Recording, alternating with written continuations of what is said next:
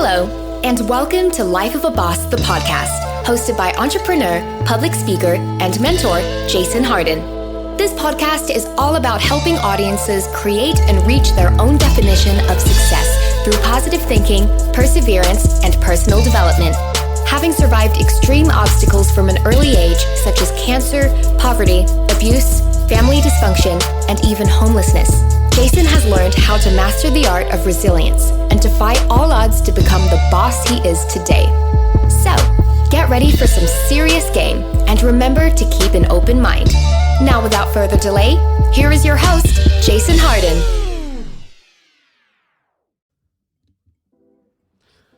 What's up, world, and welcome back to another wonderful episode of Life of a Boss, the podcast. I am your host, Jason Hardin, and I'm extremely grateful to be here, and I have an amazing show. I'm excited for real, because we have an amazing guest in the house. I mean, when I met her, she was selling now-laters and caramel apple suckers in high school, and the last time I saw her, she was like a six-figure programmer for like a major company. So we're actually going to talk about that transformation, that journey, how she got to where she is, how anybody can be there, because we from the same neighborhood, so ain't no excuses. You know what I'm saying? So that being said, we have Jennifer Gibbs in the house, man. The one and only tech manager.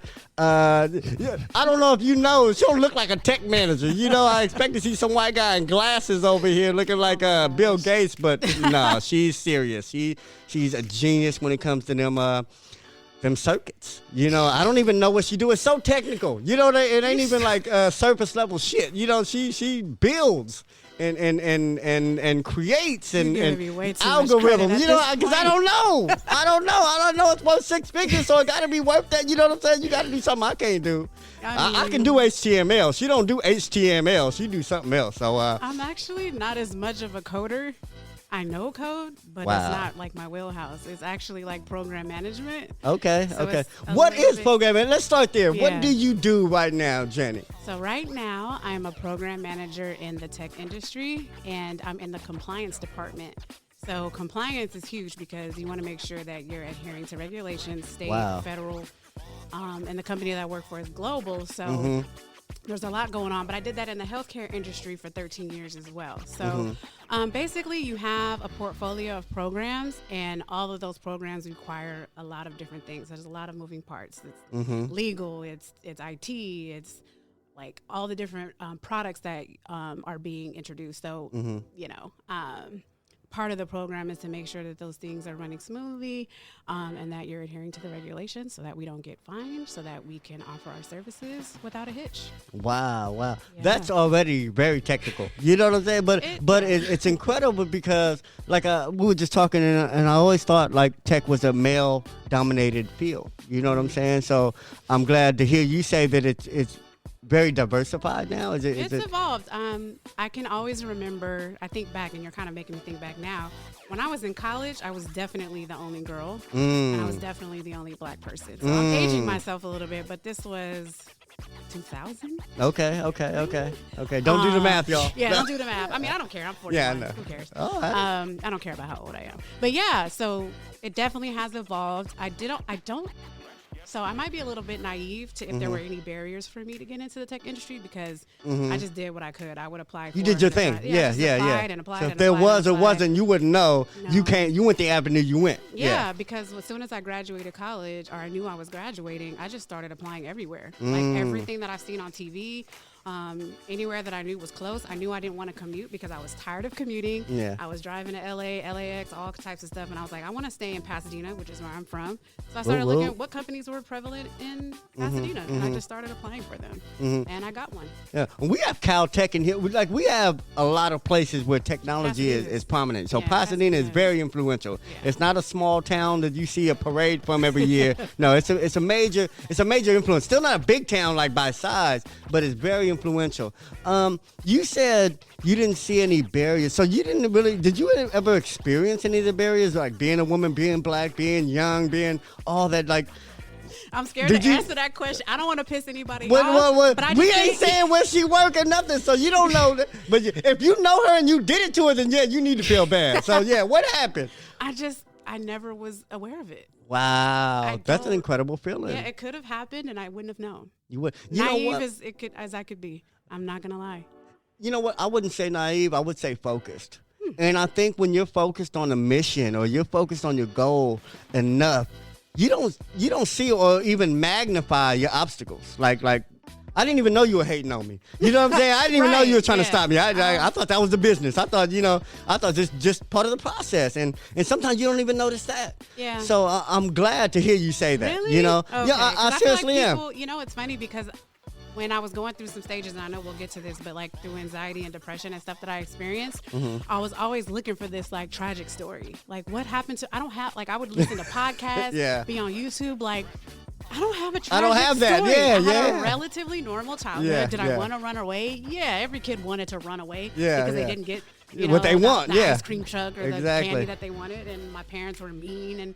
But I literally had a relatively normal childhood, and I just kept looking for this story, and I didn't have it. And so it took me years to accept, like, you're going to have to find another reason to get over this, you know? You don't have a tragic story. You're going to have to find a problem that you're cool with. Yeah. But you know what? It's so funny that you say that. I think that's fair to say, because I think a lot of people that get into this industry of value bringing and sharing knowledge and speaking a lot come, or I guess a lot of stories come from that hardship, that negative, but. Like I was in a car accident. I didn't have any access to my limbs or my parents my parents were this and I was an orphan I was beat. I was, I was in a pen. It took me years. Like y'all have no idea. It took me years to be like, if you like, what is going to be your reason if it's not getting through some type of hardship? Like I didn't necessarily have a story, and it messed with me for years, like years. I can imagine because I was listening to Gary Vee. I love him. And Gary Vee was like, when you have problems, like he said, I want more problems because I can do more with more problems, and I see you're like the flip side of that. Like I didn't have any problems, so I didn't think I overcame shit. Right. I didn't think what I did was special or anything extraordinary. You're right. And you're absolutely you right. still resonate with people because there's a lot of people out there that think they need a problem to be special. Yeah, I didn't overcome nothing. I didn't do it, so why is it special? But the whole thing is, if you do it and you accomplish it, it is special because it's your story. Yeah, and I grew up poor. Yeah. Well, that's something. I would at go least to you my got best something. friend's house to get the juice boxes and There we snacks. go. There we go. My parents, I love them to death. I'm grateful to have them. Yeah. And I was pushed in my own way, but I just would go to my homie's house and be like, oh, we don't have this. And like, I've never had Capri Suns or never had the no name brand shit at your house. Yeah. Forks, Man, sound like me. Damn. Forks, like just utensils. There we go. There we go. Refrigerator. So yeah, that was pretty much it. Like I dug and dug and dug. So what was your why? Like you say, because a lot of people, like you say, have those challenges. Like I gotta make it because. What was your because? Initially, it was because I didn't want to be broke. Like I wanted to, like anything that I wanted. So that was the one thing that you experienced that you said, I didn't want this. Because my parents didn't know a lot. My parents didn't have a lot to give me from where they were at that time. So my first initial motivation was like, I want stuff, whatever that is, whatever that is. Palm tickets, whatever, like dresses, just hair. Run it. I like the best of the best. Run it. And once I was able to do that, because I went from making like 25,000 to right to 60. Damn, that's a jump. It was a jump. That's doubling of your. That's double time. Yes. Since you get to the office. So what caused that? What was it? The education?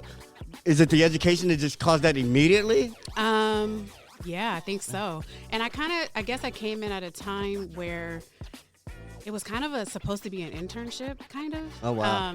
But it was a full-time job, but they wanted people out of college. So I think the company that I was working for was looking for new talent, and I applied. I didn't know that. Yeah. Other than that, I don't know. Like going back to 2008 would be weird. I'm not sure exactly what was going on at that time, but I was applying everywhere. So. But did you know your shit?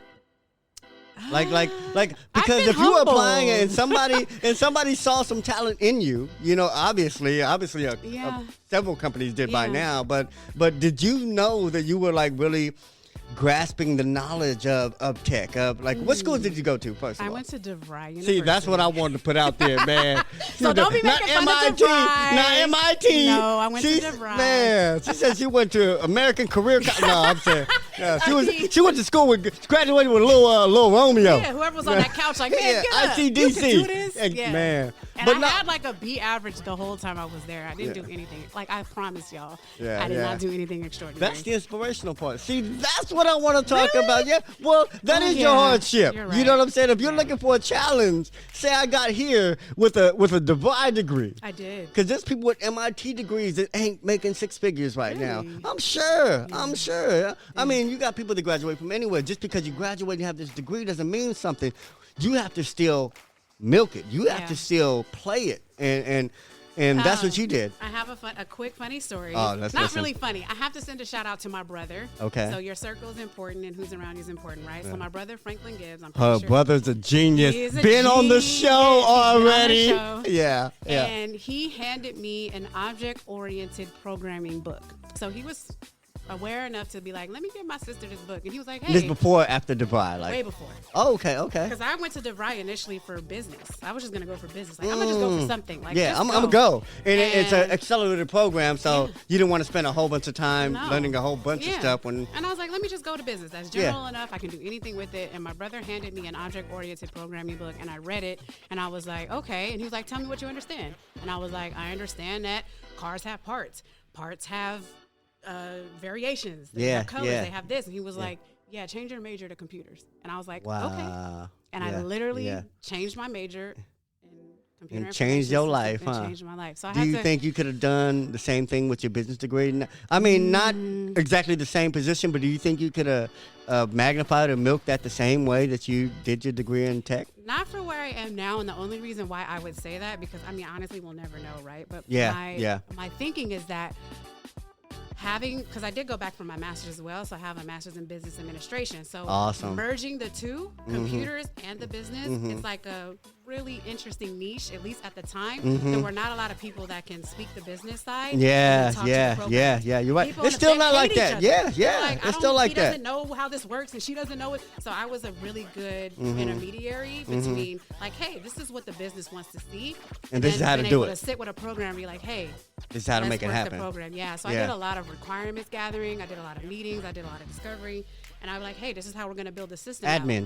Out. Kind of. So it's somewhat niche. Yeah, I can think tell. It's a little bit more normalized now where people kind of can say, like, I know the business and the tech side. Like, I can look at code and know exactly what's going on. Yeah. But I will not sit for 6 hours. I will not sit you for won't 6 do hours that. and write code. No, not going to happen. But I know what's happening. Yeah. It's a really, you know how to correct it. You know how to do whatever. Yeah. And then on top of that, to be in compliance, which is like, legal. I swore I wanted to be a lawyer when I was a kid. I was like, I want to be a lawyer, and I'm gonna go into entertainment. You get to exercise that now, the closest you could get to not being a lawyer and still like kind of understand the law, and then layer on the computer, then layer on the business. It was just like a perfect thing for me. Like, once I saw that, I was like, oh, I'm doing exactly what I'm supposed to do. I loved it, especially in healthcare. I would just know, like, that can't happen, this can't happen, this is against the law. It was very technical.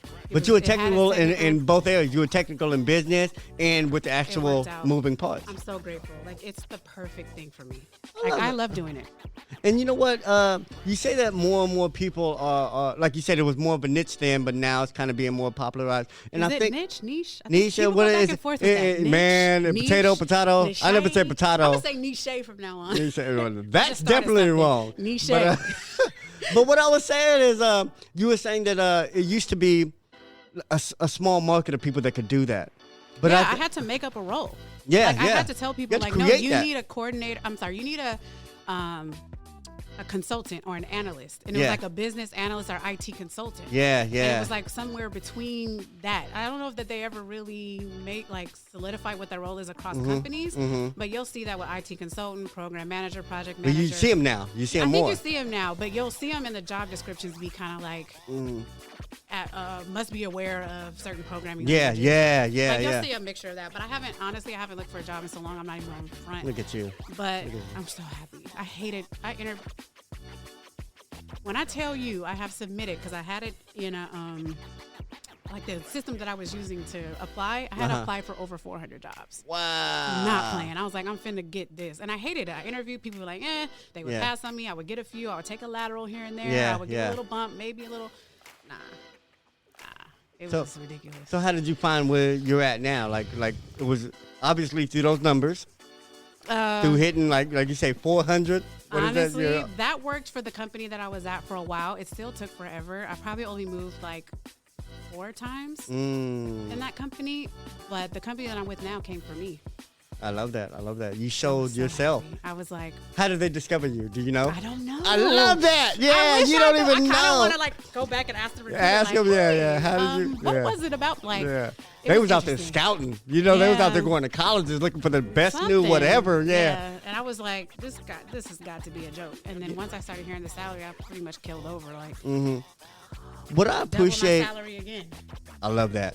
What I appreciate about that story, just that right there, is that it crosses over to so many industries, because you said it was a niche back then, niche. Yeah, whatever it was, you said that's what it was back then. But now it's almost like the same for any other industry, like an artist. An artist only had to be an artist, you know, to a certain degree. But if he wanted to be successful, he had to be an artist and a manager. He had to be a publicist. Yeah. He had to be an agent. And it's almost like you found that role within your industry early. Like, okay, I know the art, but I also got to be the manager. I also got to see where this art fits in within this industry, within this within the parameters of law, all that. So I think you have to start in a position of being niche. We're just gonna keep doing that. But I think you have to start niche. Yeah. And then start making connections as you go. Because I feel like whenever I was interviewing, I learned pretty much a little bit later on than I probably should have, but I learned to like start telling stories. Or look at your job description now and start selling the position. But then start seeing where you've done that. And you have to start like writing it out and writing stories and like, oh, I remember a very interesting time where I had to da-da-da-da-da. Yeah. And then I started getting more notice and people started being like, oh, well, you got to go to Jennifer. You got to ask her. And I started writing all this stuff down. Like, how would I retell this story? So I think what ended up being captivating in my interviews was the way I was, obviously I loved what I was doing, so I was passionate about it. Yeah. But I started learning how to tell that story versus being in the interview like, waiting for them to ask it out of you. Yeah, and I'm like, nah, like this is what I did and I'm proud of it. Yeah. But it took 10 years. Yeah. Like, but you started somewhere. It took 10 years. It started somewhere. To the part where you're like, well, they want to go to year 10 at year 1. And I think honestly, none of the stuff that I heard during my process, like eventually, like didn't matter. It was like, oh, well, if you're job jumping, or you switch industries or you did this, like I feel like none of that. I mean, I was at my company for a long time, but I had different roles within the company. Yeah. But all the stuff that people would tell me, oh, be patient, dude, like it used to piss me off. Like, patient? Like I've been at this company for 5 years. Now I've been here for 10 years. Now I've been here for 13. What do you mean? Like no one's more patient than me. Yeah. So I think it was more so just you can't skip needing the experience. Yeah. It's not 2 years usually. It's not 3 years. I just had to be patient and go through the annoying part of interviewing and rewriting my resume 45,000 times. And why am I not getting these roles and taking time off to interview? And was it also doing something while you were being patient? Because you said you was always working. You was always doing something. You know, so I think like is that a valuable lesson to take something until you can figure out what you really want, or to take some at least in that field, in that industry? I mean, I went back to school a few times. Okay. So it could be maybe sharpening that skill or maybe doing projects on your own. I think the only thing that I did was just educate myself on how to be more marketable, because nothing changed, right? I was still working. You still knew what you knew. But my exposure to different projects turned the light on. I was like, oh, I'm doing compliance. I'm still talking to the tech guy, like IT. I'm still doing analyst work. I know the data. I know how a system functions.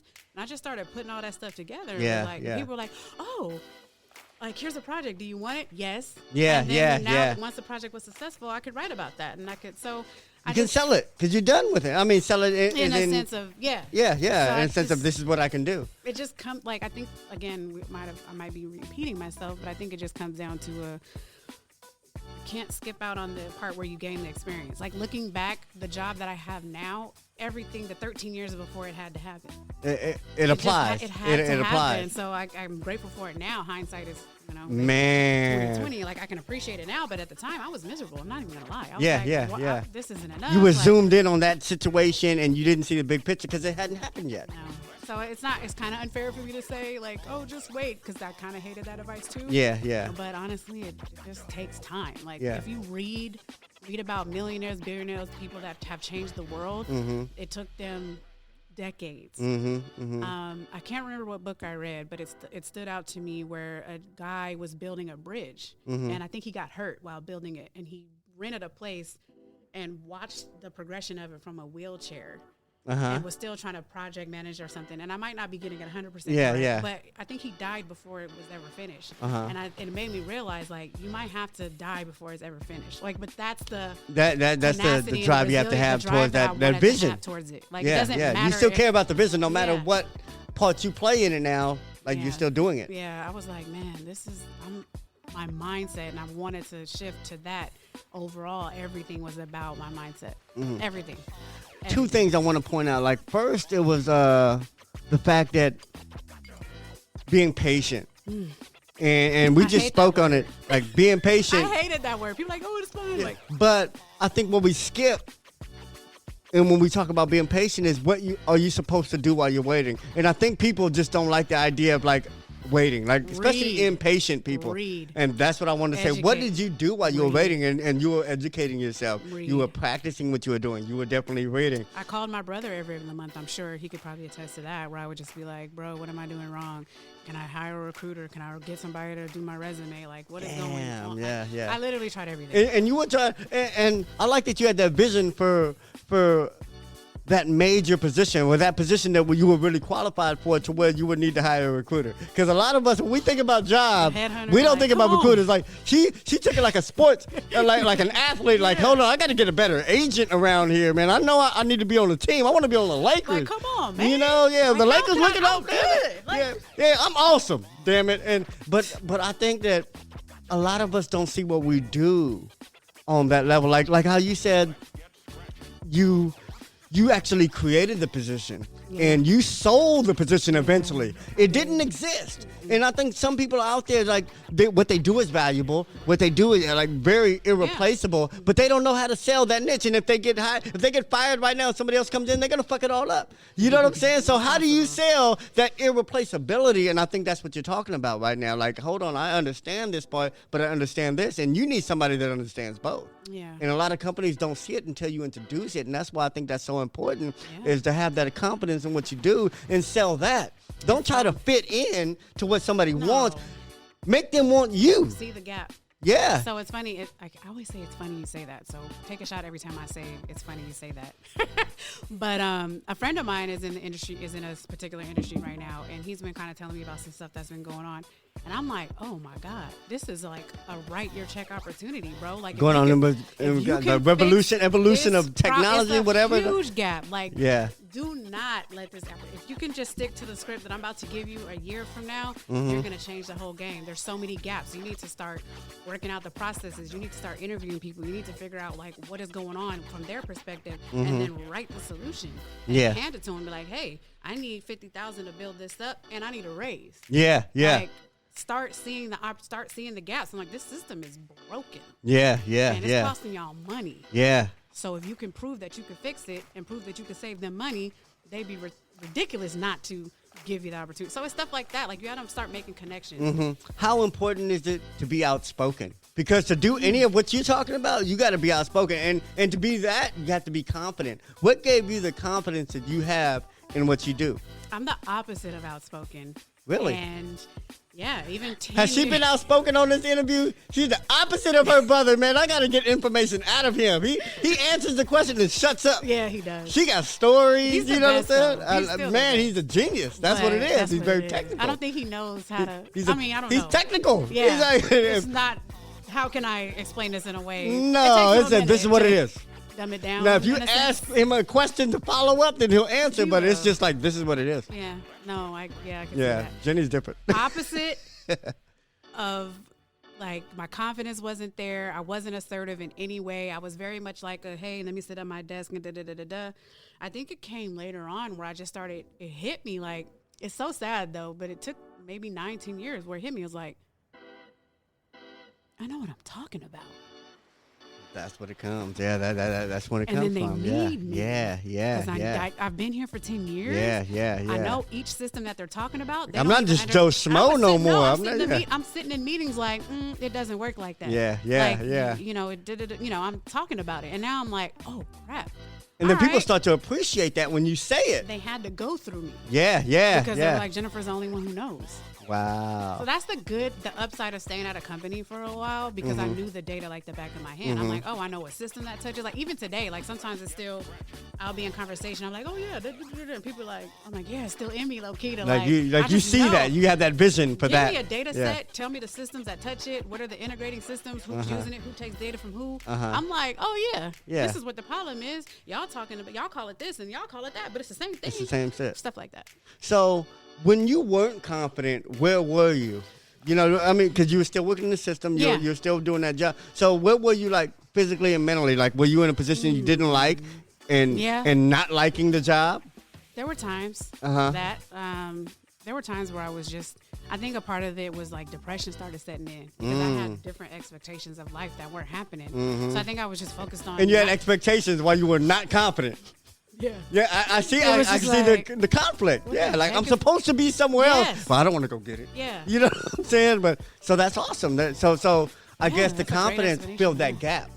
Like eventually it did. I mean, I think there was still things going on in the background, but eventually I was just like, oh, like no, they're about to go down a rabbit hole that's not gonna work. Like I had to say something. It was part of my job, and I don't know. It seemed more natural at that point for me to speak up. And then I started being in the rooms with higher ups and execs. Like, I'm not really into that stuff. Like, oh, you know, the VP's right here. Yeah. You don't care. I don't care. Yeah. But I started being like, okay, if I can speak up in front of them, and then like, oh, Jennifer, well, da-da-da. And I'm like, yeah. Like, when I left the company, people literally talked to me on the side like, if you ever come back, don't come back for nothing less. Yeah. I'm sorry. They confirmed their value, huh? I'm sorry people didn't recognize it sooner. I wish, like, I can see your new company's lucky to have you. And I was like, are y'all just saying that to be nice?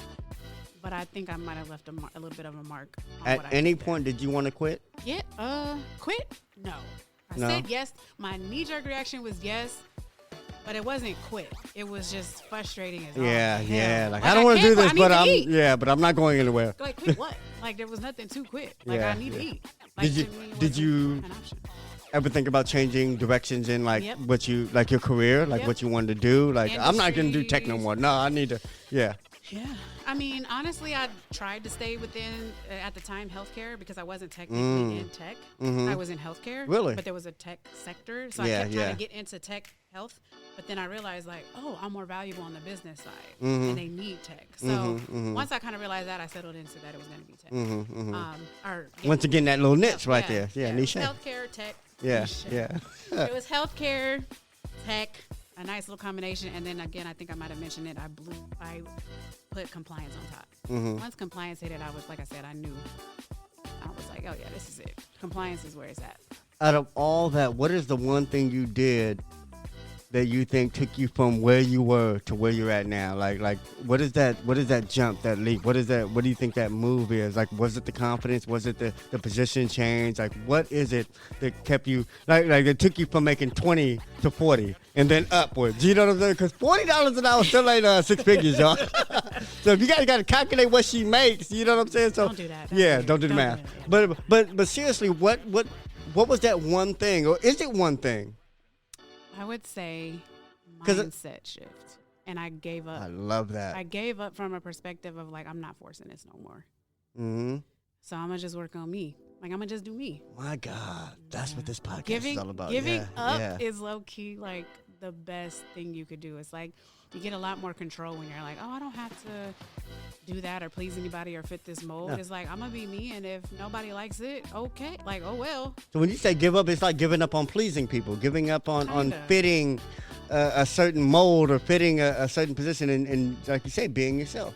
And and I think, too, like when I say mindset change, it stopped being like a fight. When I say give up, it's the fight. It's like, oh, I should be here and I should do. So it's all the stuff that you're telling yourself that's actually like pushing you down. Yeah. So you stop fighting yourself. Really. Yeah, I think it just started with me just being like, all right, bro, like, fine. It's whatever. And I swear, like, once I did that, I okay, I doubled my salary, and then I doubled it again. I promise you. As soon as I gave up, I was like, and when I say give up, if you're clipping this, it's not give up. It's giving up the fact that I don't have control. I can't control who decides to interview me. I can't control who decides to hire me. I can't control who thinks I'm valuable. All I know is what I sign my name on. That's my choice. And you can control yourself. And I can control that. And that's what I think this podcast is all about, is how to take full control over yourself. Because I always say being a boss is not how well I can control other people, how well I can manipulate other things. It's like how well I can control myself. Being a boss is like how disciplined I can be. How can I make myself do what I think I should be doing? Yeah. You know, it's funny because we think it's the opposite. It's the opposite, Nobody likes and I think as soon as you're not looking for any satisfaction, peace, joy, or love from a separate entity, you can get it from every entity. When you start loving yourself, when you start treating yourself like you the shit, when you start taking care of yourself, when you start educating yourself, like what other people do don't matter, but they start falling in line. You know what's funny is because I think I take a shot every time I say. Oh yeah, man. I forgot about that. You know what's funny? It's funny. It's not really a shot, but. It's so much not about that. It's so the opposite. Like, as soon as I just gave up, like, it's happened in relationships. It happened with my relationships with my family, my parents, significant others. Yeah. Do whatever you do. It's a universal concept. Yeah. And I think that's the most important thing. It's like Einstein had this unified field theory. Okay. You know, and after his theory of relativity, they kind of dismissed him, right? Like, oh yeah, oh man, like we already got something amazing and world changing here. We don't need, and I think they missed out. Cuckoo house for that. Yeah, like, you're crazy. They missed out because what that unified field theory is that. Explain. I'm not 100% sure what you're talking Basically, about. It's whatever concept works in one industry will work in all of them. Whatever the recipe, like a recipe for success. To be a great athlete is the same to be a great doctor, to be a great swimmer, to be, you know what I'm saying? And so it's just like these recipes. We talking about practice? Yeah, practice. I love that song. Practice? Yeah, look at her. She deep. We talking about practice? Practice, but that's what it is. It's that ability to turn something into a science, and that can be applied to other things. So whether it be success in this industry, that industry, it all comes from really that unified filter. Like, let me focus on me, and that seems to work no matter what that's you're an into, investment and no matter who you're dealing with. It could be family, personal relationships, and that's why I want you on the show, because you're not just a success in that, you're a success in figuring that shit out in all aspects of your life. Yeah. You know, because when you figured out how to get money, you figured out how to be successful in my family, and like to a certain degree. Yeah, you know, when you figure it out in one area, you start applying it. That's why I say when personal development, when I started doing one thing right, it's catchy. Yeah. It's like one turn deserves another. Like, okay, I'm doing this right. Well, now let me fix how I'm eating. Well, now let me fix how I'm sleeping. That's well, now let me fix how I'm treating people. It was hard for me to do that because I didn't realize that. I think there was a time where I was just like, oh. Who's taught that from coming in? Yeah. Who's taught that coming in the game? I wasn't taught Nobody. That. It literally just, so a big part of what I'm kind of interested in is neuroscience. I love the brain. Look at her. And so when I started reading more and more about like how the brain works, triggers, like just the human condition. Yeah. I was like, oh. It's so like a computer too. Yeah, and your computer, like, hold on. Okay, so I'm not broken. First of all, you're not broken. Yeah. Let me be the first one to tell you, if no one else has told you this, you're not broken. You're working as designed. Yeah. But you're self-aware. That's like you sitting in front of a computer and typing, right? So you can it's your story. What goes and you decide the input. And what's real. You are aware for a reason. And that was one of my first discoveries. Like, oh, I have a brain. It's a computer. It's doing what it's supposed to do. It's trying to get me to survive. But I am aware enough to say I'm sitting in a room I'm completely comfortable in, and there's no threat. Yeah. I'm not running from bears and lions. I'm not fighting for my food. Yeah. We're good.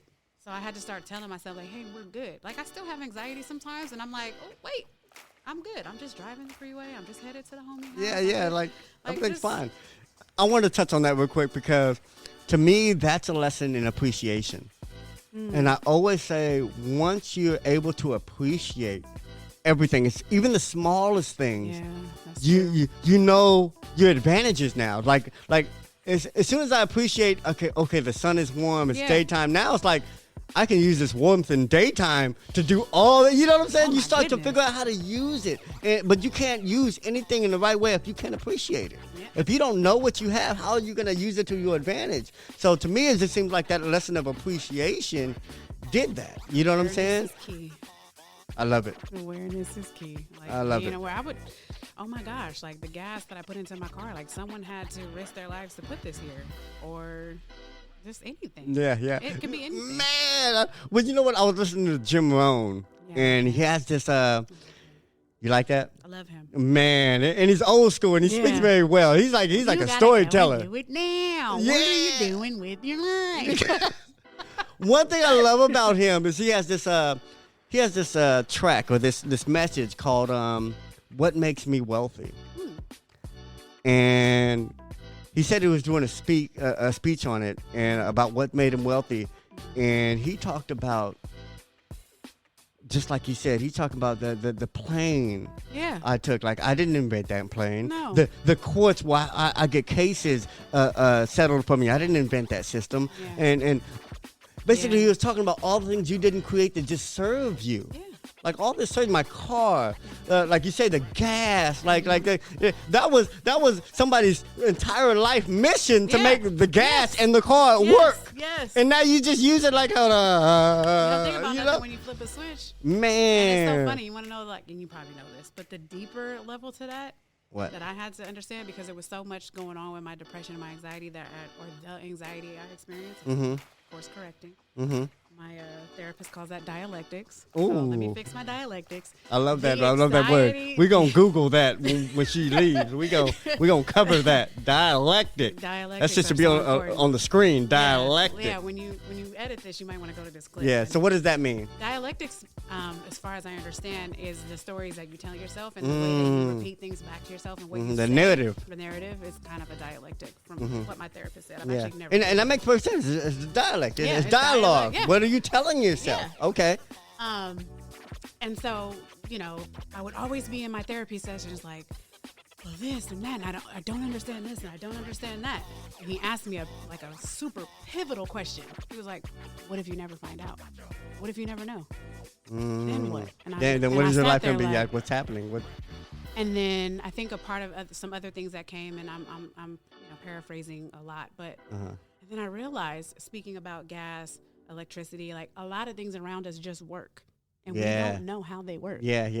You don't need to understand. And you don't even have to. You don't even have on. to figure it out. You're not an electrician. You don't do whatever gas people do. But you fill your car up and you go. Yeah. So I started understanding, like, some things you're not gonna understand, and that's okay. Just carry on and go do something. Like, do what you do know. I don't sit in the house and be like, I don't understand how electricity works, so I'm not turning lights on. This is stupid. Like, until I know, no lights going on in this mother. Yeah. I haven't decided if I'm gonna cuss or not. Yeah. I'm just gonna sit here. You gonna sit in the dark because you don't know how electricity works? No, you're gonna flip the switch. Yeah. So it's time to go. Like, that's kind of what it came down to for me. That's like, awesome. It's time to go. Like, you don't have control over everything. You don't need to know. You know what? Somebody recently, his name is I think his name is Duquois, David Duquois. He's a friend of mine. He works with recovery and works in like therapy and all that. And the cool thing about him, I was eavesdropping, all right? I didn't overhear him. I was eavesdropping while he was doing a session, and he was talking about trust. And he was like how a lot of us say we don't trust this, I don't trust this, I don't trust nobody and all that. He was like, when you at the corner of the intersection and you push this little button and a little green man comes up, you just trust everybody gonna stop, huh? People you don't know, strangers, you just trust that they gonna stop and not run your ass over. And when we on the highway driving 80, 90 miles an hour and with a little white line dividing all these people, hundreds of cars. You trust your bed. You trust everybody. Everybody and everything. And you don't understand it. You don't know these people. You didn't make it. But you didn't make it. You didn't create the lines, the car, the speed limit. But you just trust all this is gonna work, and that right there is pivotal. Like you said, that right there is just like it's letting go of what you can't control and taking full control over yourself, and that's really what personal development is, and that's why I think you're successful. It's been I don't think it's a waste of mental energy. So I'm learning about like how much energy you have throughout the day for certain things. Mm-hmm. And I've realized that it's not worth my energy I'm not going to spend 8 hours of my day trying to figure out how electricity works. Yeah, I'm just going to benefit from the fact that it was already made. Yeah. So I'm really learning, and I kind of called it, and I think I was going to write on this, and I haven't decided, but I was going to write on like mental energy, like a bank, like cash. Yeah. There's only so much. Yeah. And when you're out, you're out. So what would you rather spend your time thinking about? You know? Mm-hmm. On purpose, because, you know, our thoughts being are intent, and being intentional is everything. On purpose, yeah. Well, I love that because it shows that we are in control of us. You know, like no matter what you can't control, no matter what's out of your control, no matter what you want to control, you are always in full control over yourself. And not just over your physical motions and all that, but every choice you have, like everything you decide, everything you think about, every emotion is a choice. And sometimes anger might hit quick, but you know what? You can choose to shut that anger off. And you know what? I'm not even mad anymore or let yourself, you know, be angry for a second. Yeah. Go ahead. Like, honestly, that's another thing that I've learned through therapy and through self-development and neuroscience. Like, you have these emotions for a reason. Not wanting to have a negative emotion is like not wanting fire to be hot. You need to know to pull your hand back. Yeah. It's like if you don't know fire is hot, you're going to burn your hand. You're going to look ridiculous with your hand all burnt up because you don't want the feeling of heat. You have to have emotions. I watched a documentary. Speaking on that, I watched a documentary called, was it Pain Free or something? But it was all about these kids, 3 kids that didn't have receptors. They couldn't feel pain. Wow. And how damaging it was. Because if you can't feel pain, you don't see warning signs. Nothing. You can't, like you said, you can't put your hand out that fire. Why would you to not get burned? And the whole thing about pain, like it keeps things from getting worse. Yeah. Because the pain, if it wasn't there, you just keep your hand in the fire, but that doesn't make it okay because you can't feel it. Like you're going to burn your flesh, your bone. That's not funny, but if somebody was burnt, I'm sorry. But that's exactly the point, though. It's like you have to feel these things. You have to feel hurt. You have to feel angry. Yes. I mean, these things are natural. Yeah. What we do with it and how we respond is our choice. That's our boss power. Are we going to respond like a boss, or are we going to respond like somebody who's no control and who's just? I just take a time out. I respect all my emotions. Yeah. I don't negate or combat any of them. Yeah. And you don't condemn them either. I cry. I lost one of my bestest friends, and I don't cry a lot when it comes to that because I think life and death is like just a thing. It's natural. Yeah. But like, you have to allow yourself to feel it. Yeah, I don't care where I was at. You want to feel it. Yeah. If I'm angry, I'll take a beat. I'll take a walk. I'll lay down, take a nap. I'm just very self-efficient and aware of that, and I just let myself do that. And I think a lot of that came from therapy and talking to the right people. I have a great circle of people that are like, hey, don't let what you can't do stop you from what you can. And, man, I have a lot of positive people in my life. I wish you'd have said that louder and clearer and by itself, because that was a quote. Don't let what you can't do stop you from what you can. And that's so important. Yeah. It's just so many things. Like, I wish, like, I had...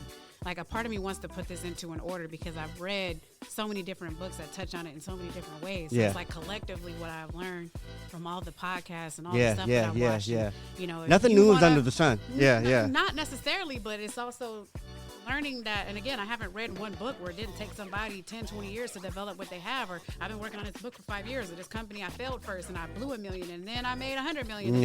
It's like I don't know that people are aware or have access to or have accessed it themselves, whereas like it's so much more than that. There's nothing wrong with you because you failed a few times. There's nothing wrong with you because like course correct.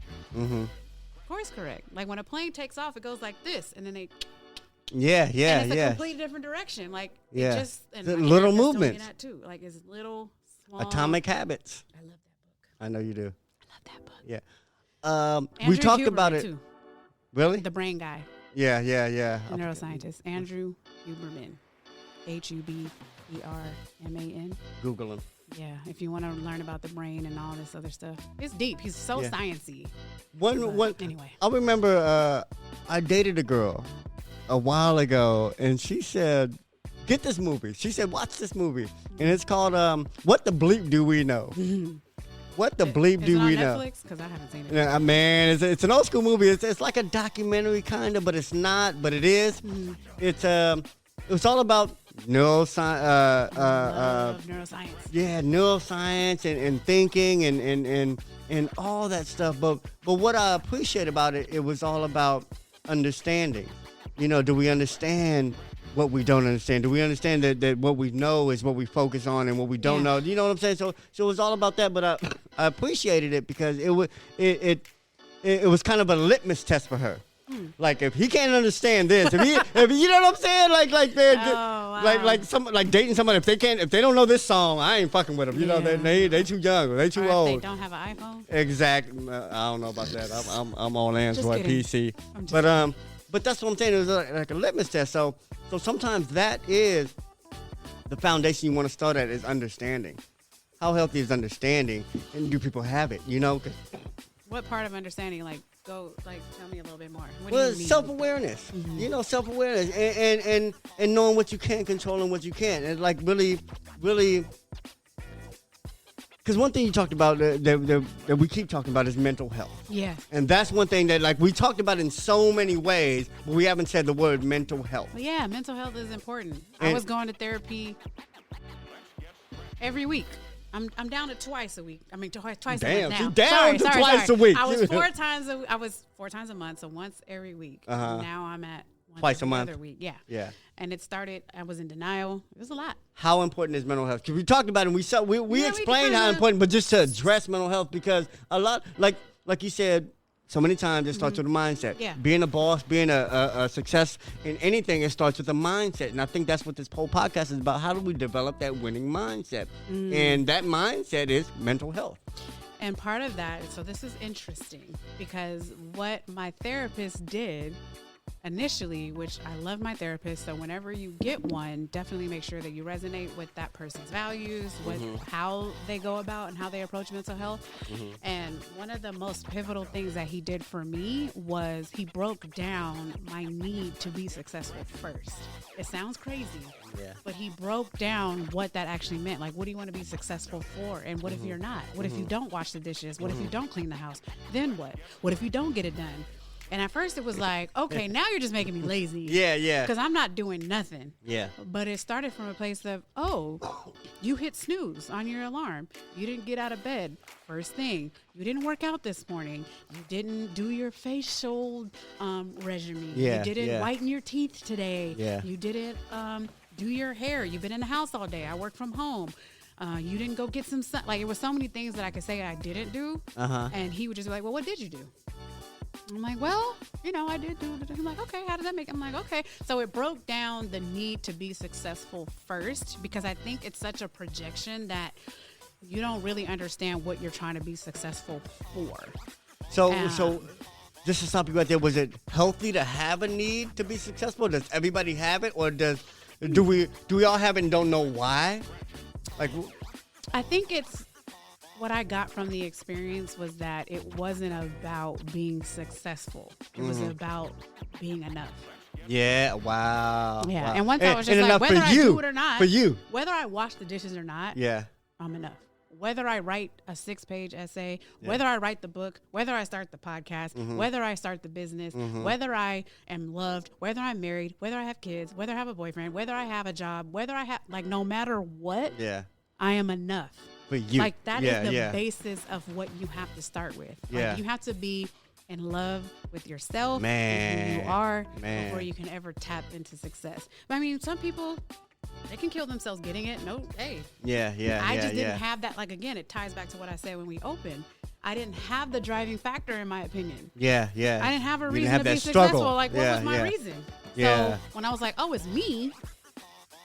I'm bougie. Like, I like nice stuff. I've carried bags. And that's good enough for, I want to drive a nice car. I want to stay in a nice place. And eventually, like, I wanted those things because I like the ease of it. Whatever luxury is. I just like it. I like good food. I like it. I'm a tourist. I'm aesthetic. I like it. I'm going to just go with it. But it requires money. Okay, well, I need to make money.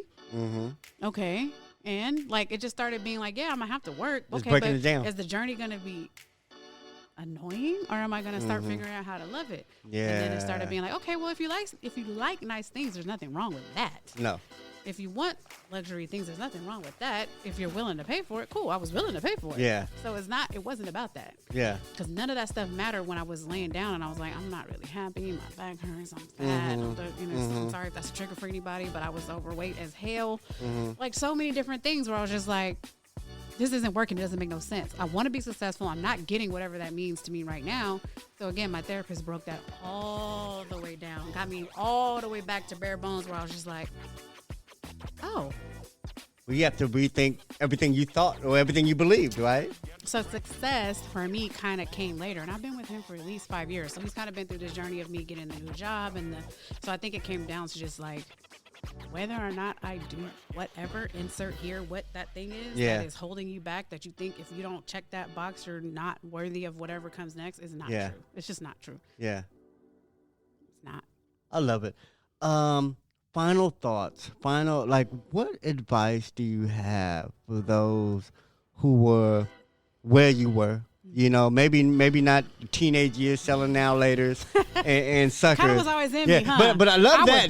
But I say that to let you know that intuition of getting money, even though she's not really an entrepreneur, she's a six-figure worker, employee. Yeah. But that's why she's on the show too, because it's not about entrepreneurship all the time. It's not about being a business owner all the time. It's about doing whatever you feel is success to you, and I'm pretty sure that she feels she's doing what's right for her, and whether she takes on other ventures and businesses, correct me if I'm wrong, that be what it be, but where she's at now is where she wanted to be and doing what she wanted to do. So all my inertia, my trajectory was all here, so I can't lie and say that given what's going on today, like I could not pivot, like, oh, go fully into music or go fully into acting or go fully into podcasting. And you could, huh? I was like, I need to pay some bills, so I'm gonna just so it kind of did scare me, so I'm not gonna sit here and lie that like I haven't thought about doing that. Like I'm pretty sure there's some influencers making way more than me. Yeah. Part of me was like, well, damn, like I could do that, but it takes.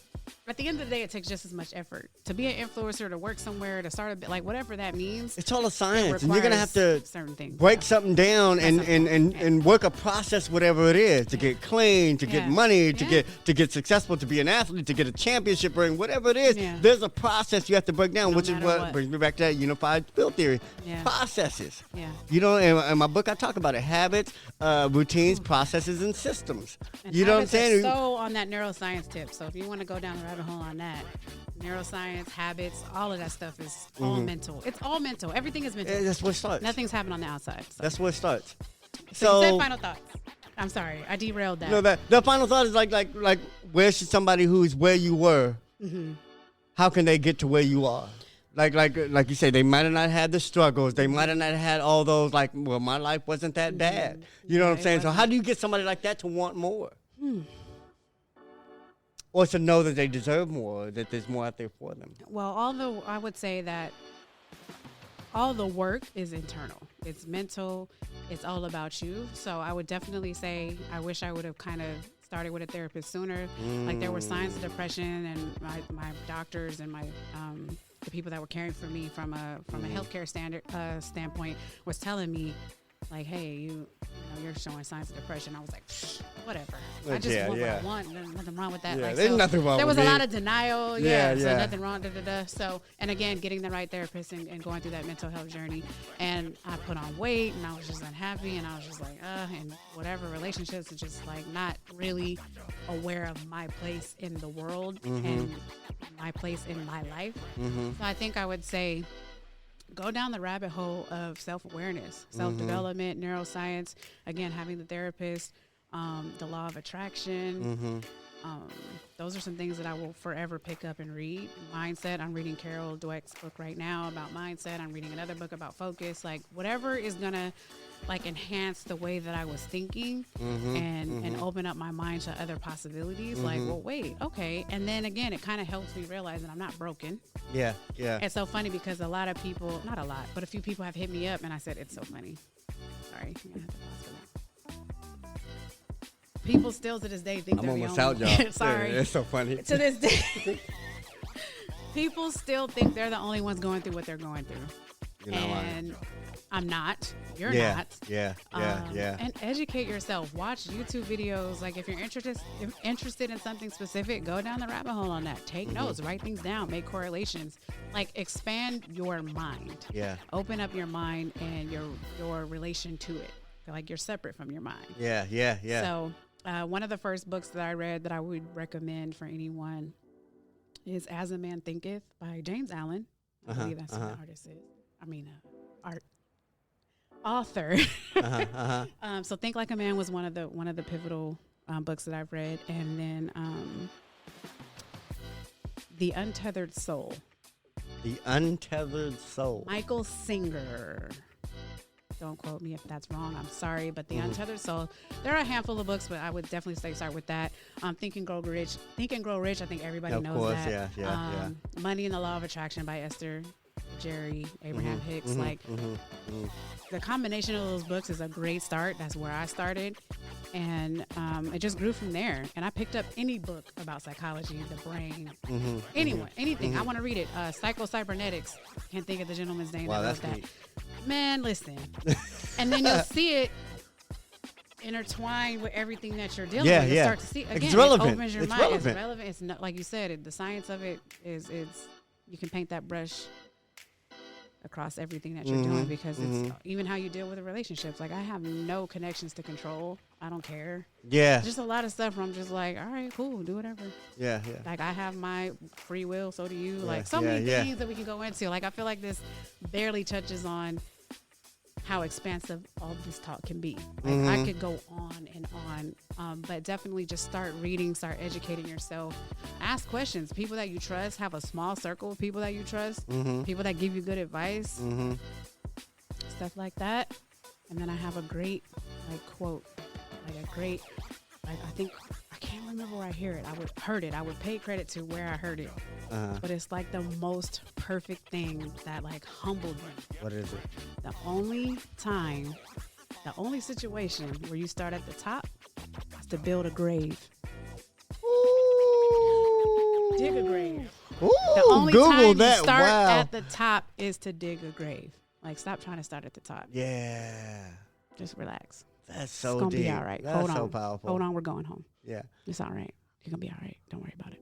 This interview has been the epitome of personal development, because everything you said from the success, how you got there, the therapy, the like, it's all personal. It was all about how you view yourself.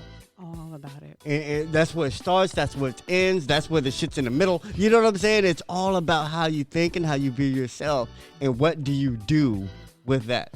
And I said do because there's action that has to be taken somewhere. It's not just, I'm just going to understand, I'm just going to read that, and then something's supposed to magically happen. I'm just going to take this class and something's supposed to magically happen. No, I'm just going to have patience and sit here and wait for something to No, you're supposed to be doing something at every point of what's happening. But even if it's just taking notes, writing things down, like coming up with a plan. Like I think another part of what I was kind of saying is that it takes time, and I have to be okay with that. yeah. 10 years, 5 years, like I was like, again, Time's going to pass. It's going to pass. anyway. Man, it's going to be, if something takes 10 years, it's going to be 10 years later, 10 years later from now. Still You know gonna what I'm be saying? 10 years older. So. Exactly. Now, Like- you want to be 10 years later with that degree, with that business, with that job, or do you want to be thinking about it? Whatever do you want it that to still be an whatever idea? that is, put your all into it. And I don't mean like effort that you don't have. I mean like whatever you spend a majority of your time doing. Mm-hmm. It could be whatever, meal prepping, your fitness, finding a mate. Yeah. If that's what you want to do, don't be ashamed to put all your effort into finding a mate. And put some science behind it. Put it, like you said, read some books. Yes, put some read some science. books. Work so a process. Use a method. You know what I'm saying? But that's the coolest thing about personal development, because it never stops. Yeah, And whenever never. you decide that it's important, whenever you realize how important it is, you can start it. Any last words, comments, suggestions, tips, hacks? I really wish that I had, honestly, I'm just probably being a little judgmental for myself, but like this is opening something for me. Okay. Because I've never spoken live. I've never been on a podcast. I've never done anything like this. If anybody and this is somebody knows totally me, capable of doing all this, like really technically capable of doing all this and stuff. I've never wanted to be on camera. Never cared to be on camera. Never cared to be the center of attention. But I realize it's not about that. Yeah. I think that I might have a bigger message, and you've helped me realize that I might need to figure out how to share that. Wow. And man, well, I can see how powerful it is from this interview, but this interview is just a snapshot of what you know, what you do, what you can share, what value you bring. And so I would hope that you create some ongoing something, whether it be a book you write once. Yeah, you know what I'm saying? You ain't got to do it every day. Yeah. You could create one course, one book. You know what I'm saying? Yeah, you're right. But I love the fact that you understand that. I love the fact that you have discovered your worth, your value, your powers, and what you don't have power over. You know, because they're both equally as powerful. Yeah. Because if you start thinking you have power over this and you start trying to exercise that, you might waste your whole life trying to control somebody else and not have nothing happen for you because you didn't take any control over what you were supposed to do for you. Yeah. And I just appreciate you being on the show, all the game Thanks you brought. Thanks for having me. I hope man. it was helpful. Yeah, well, I hope you come back. I will, anytime. Yeah, because let's get a little structure. Like, I feel like bad. Like, I want to loop everything in because I watch a lot of podcasts, and sometimes I'm like, okay, what's the practical? Like, I'll always ask somebody, okay, what's the practical? What's the what's the actionable step? Okay, we're gonna get somebody an actionable step right now. You get somebody an actionable step. You put me on the spot? Okay. Yeah. Because what you want, girl? Like, if somebody had to, where can I start? How can I be successful? And from this interview, what can they do when they turn this off? Your first actionable step is to go down the rabbit hole on whatever you're interested in. Take crazy amount of notes. Find out who else is doing it. And then find your relation to that. Like, find out what you can do or how you can have an impact in whatever that is. So, again, if you want to go into tech, go crazy about tech. Find out what companies are doing. Like, you would be surprised at people in interviews that show up unprepared or sit there and like ask them a question and know nothing about what they're talking about. Mm-hmm. And so just get yourself well versed in whatever it is that you want to do, and then take care of your mental and physical health and all that as well. Like, I think it can start there. Get a therapist. It's damn near free nowadays. Yeah, man. Get an app. Get an app, man. Talk to somebody you trust that's actually helping you something. Mm-hmm. Mm-hmm. Like, it's easier said than done from the standpoint of, like, it took me a while, but if I could save y'all anytime. That's what this is about. We're trying to help you cut the learning curve. Yeah, why not? Whatever it took me 10 years to learn, I want you to learn today just by turning this shit and pushing play. Yeah. You know what I'm saying? And the cool thing is, if you do that, you'll get somewhere faster. Like, you will save the time. Get you a therapist today. Start talking about your issues today. Start valuing yourself and do all this today. Shit will start changing today. Yeah, we're in an age where everything is on YouTube. Everything is accessible. There's really no reason to be ignorant on anything. Man, no reason to be unsuccessful. You can figure out how to cook. You can figure out how to code. You can figure out how to do anything. Yeah. I say this all the time, and I tell my friends this when we're talking. I'm like, you can be successful at tying your shoe if you want to. Man. If it's hard for you to get up and get out of bed, jumping up, celebrate the hell out of that. Like, yeah. Trust me, I know. There are so many days where I'm like, I'm not going to get out of bed. I don't know nothing. Yeah. I'm human. Like, I still have depressive symptoms. I still have anxiety. Like, it's okay. And sometimes that day's not a win. But even giving yourself the space to understand have that day. It's not Yeah. Even that. Like I said, if I'm having an emotion, a bad day, I run with it. Yeah. Anybody thinks about that. Yeah. Because if you run with it today, you might not have it tomorrow. But if you ignore it today, you might come back tomorrow, come back next week, and man, I can see it. I would wake up and go back to sleep. Yeah. Wake up and go back to sleep. Like, that's so sad. It's still a day. I can't. Like, my godmama told me that sleep is a sign of depression. It is. You know, so trying to, it's like something you do in jail. Like, I ain't going, like, not everybody have that experience, but when you go to jail, you want to sleep. I want time to pass. Yeah. I want to wake up when something good happened. I don't want to deal with any of this. And life is really the opposite. How can I make this moment the best? I don't want to sleep and miss any moments. I hate sleep. I'm what? up. Yeah, me. I go to sleep when I absolutely have to, and I wake up as soon as I can. Jenny be napping. Let's not forget. I'm not gonna lie. I like my little sleep. If I can't get, I'm better now, but I still like my sleep. It's almost like like it's a way I not award myself, but I still like it. Yeah, It's like fun for me, like getting my nails done. That's her thing. It's still my thing. That's her self-care. I'm a nap You know what? I'm going to take a queen. nap. Yeah. God damn it. Yeah. She plans to take her nap. Yeah. Prepare. Like, I got meat. Wait, hold on. I got lunch. Would I rather have lunch or take a meeting? Take a nap. Stuff like that. I love it. Like my naps. I love it. Man, thank you so much. Of I know you're course. busy. I know you got a lot of things to do, so I appreciate every moment that you came here and shared with the audience because it's valuable. You know what I'm saying? You dropped a lot of gems, a lot of jewels. You show people what success is. You know what I'm saying? You defined it, and it's really about what you think it is. Yeah. And so yourself, like you being success is how you see yourself. And it's really, to me, it's what you do every day. So how you see yourself and how you do it every day is what creates the overall success, creates the material shit, the craft, the abilities, Those the are options, and all that. Yeah, money's a byproduct of what you do well. And if doing you is something you do well, you'll always have money. You know, At least you're authentically yourself. Exactly. And I totally appreciate you being here. Thank you so much. I hope you can come back. I'm glad we finally made this happen. Yeah, I'm glad too. Now you popped your cherry on being live and on camera and all Can't that. believe it. So now you're gonna do this a lot because I can see you doing a lot of it, and you're very good at it. Thank you. Yeah, I probably needed that. Yeah, your brother's a genius, but you give way better interviews. I swear, man. I gotta dig information out of you, Frank. But I love it, man, because everything either one of them spit is totally gold. Yeah. You know what I'm saying? I appreciate having both of them in my life and both of them as examples and inspirations to me for the things that I do. And I love it. And I love y'all. Thank you. Love you back. And that's an episode of Life of a Boss today, man. Check us out, lifeofaboss.net. How can somebody reach you? I know you ain't selling products. You ain't got gear. You ain't like, yeah. I love interviews like this, but still, like, if you, whatever you want to promote, man. If you want to meet people, I don't know if you want to give advice, be a mentor. How can people get in my DMs? Yeah, if you want to slide in her DMs, slide in my DMs. Okay. That's all I got. Yeah, Jenny B Thick. JennyBThick.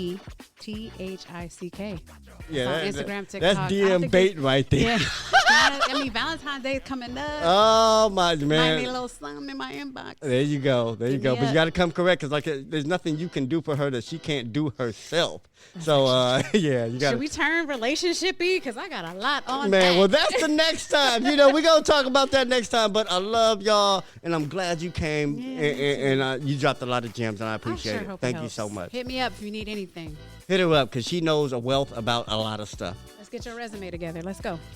Absolutely. Anyway, I love y'all, man. Remember that success is indeed a lifestyle, and see y'all next time. Peace.